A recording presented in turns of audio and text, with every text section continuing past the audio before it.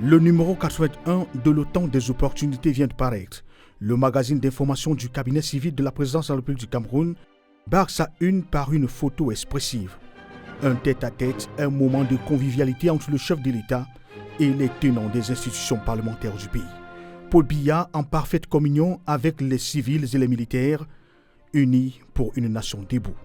Cette édition, qui paraît dans un contexte politique et diplomatique particulièrement chargé, tient aussi en compte l'actualité nationale. Le pays se prépare pour l'élection présidentielle d'octobre 2025.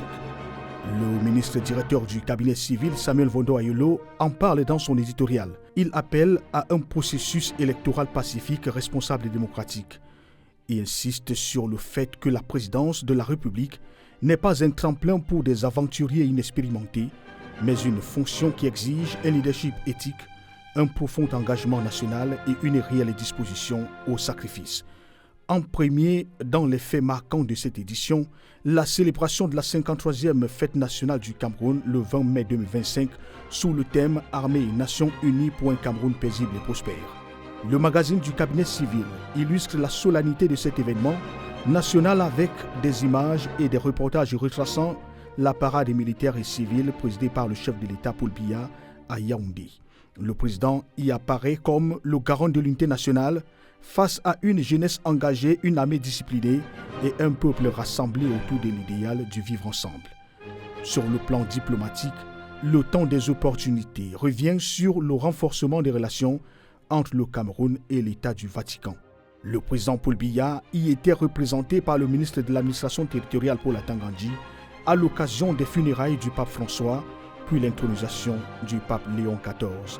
Deux événements majeurs qui traduisent l'attachement du Cameroun aux valeurs de paix, de dignité humaine et de dialogue entre les nations. Autre temps fort, la présentation du rapport de la commission Mémoire France-Cameroun, une initiative historique née de la visite du président français Emmanuel Macron au Cameroun en 2022.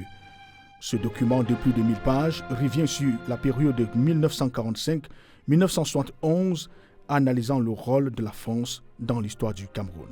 Le président Paul Biya salue cette démarche de vérité et de réconciliation qu'il qualifie de thérapie collective, indispensable pour guérir les blessures du passé et renforcer les liens entre les deux nations. Le magazine du cabinet civil rend également compte de la cérémonie de présentation des vœux de Nouvel An au couple présidentiel. Le chef de l'État et la première dame ont reçu les vœux des membres du corps diplomatique, des dignitaires nationaux et leurs épouses. À cette occasion, le président Paul Biya a réaffirmé l'engagement du Cameroun en faveur du multilatéralisme, de la solidarité internationale et de la paix mondiale dans un contexte marqué par des instabilités croissantes, des inégalités économiques et les défis climatiques. La première dame, Chantal Biya, est largement mise en lumière dans plusieurs rubriques du magazine, incarnant à la fois la solidarité, la culture et l'unité nationale.